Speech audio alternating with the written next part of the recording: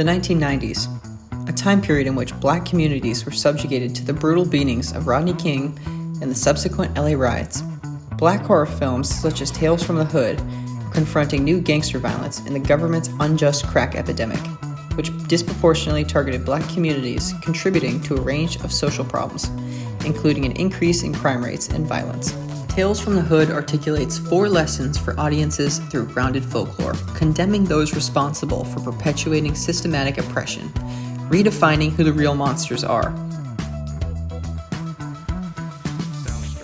Ancient human civilization struggled to explain big existential questions, resulting in the construction of ideological myths to address these mysteries. Later, folklore would develop from mythology, but would divorce itself from dogmatism, instead as an art form. These stories pass on valuable lessons, such as The Boy Who Cried Wolves, Discouragement of Lying. These tales contain important knowledge our ancestors relied on for survival. Tales from the Hood derives from folkloric traditions while rewriting familiar horror tropes to focus on themes of cultural anxieties of black urban life. Each story is told to 3 young gang members in a funeral home by its creepy director, Mr. Sims, who uses each body as a starting point for their respective stories, depicting the deceased as offenders against black communities, later revealing the morgue to be hell.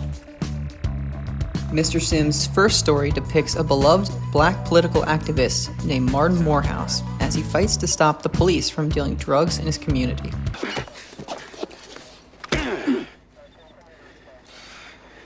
You're not taking any more cops' badges. They keep selling drugs in my community, I'll keep taking them down. You can bet on it. However, the 3 officers retaliate to Morehouse's good deeds by wrongfully pulling him over and violently beating him, only to stage his death as an overdose, destroying his reputation in the process. Among the officers is a rookie cop named Clarence, who ignores multiple opportunities to adequately defend Morehouse's life, choosing to disregard overt violations of civil rights. A year later, Clarence is consumed with guilt and haunted by Morehouse's ghost, who convinces Clarence to lure 3 officers into a trap.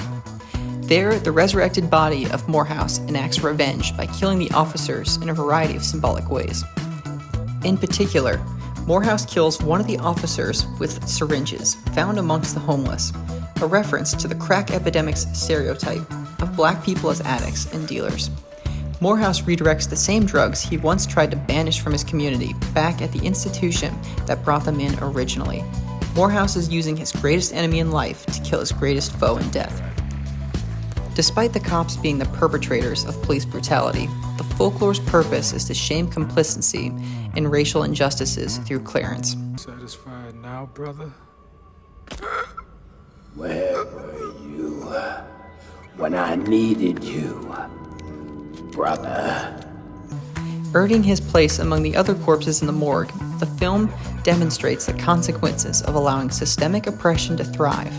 Even though Clarence did not directly cause Morehouse's death, he preserved the subjugation of his community. Mr. Sims' final lesson denounces a rival gang member named Jerome, the 3 young men killed earlier. Mr. Sims reveals that Jerome entered purgatory after being shot, where he was given the chance to atone for his sins. The film intentionally portrays Jerome as the quintessential black youth that was romanticizing gang rap life at the time. The purpose of this folklore was to frighten the very same youth with the dangers they could impose on themselves and others.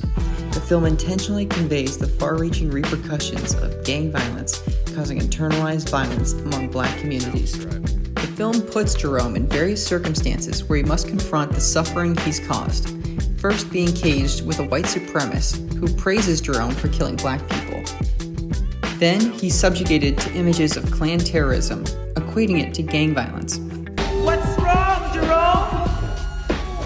You don't like seeing black people get killed? But isn't that what you've been doing all your life, Jerome?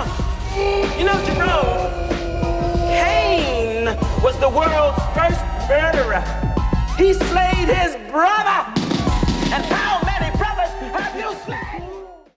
Finally, he's confronted by all his victims, including an innocent child who died in the crossfire of Jerome's violence.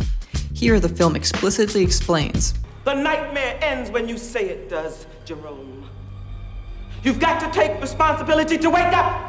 You've got to take responsibility to break this chain. Jerome must change his ways and accept responsibility. However, Jerome refuses and dies, clinging to the gang lifestyle that killed him. Tales from the Hood, which was inspired by Tales from the Crypt, influenced a wave of short story folklore movies about morality and black community, continuing this trend, critiquing a systematic oppression through folklore. Hood stands out as a powerful commentary on moral responsibility.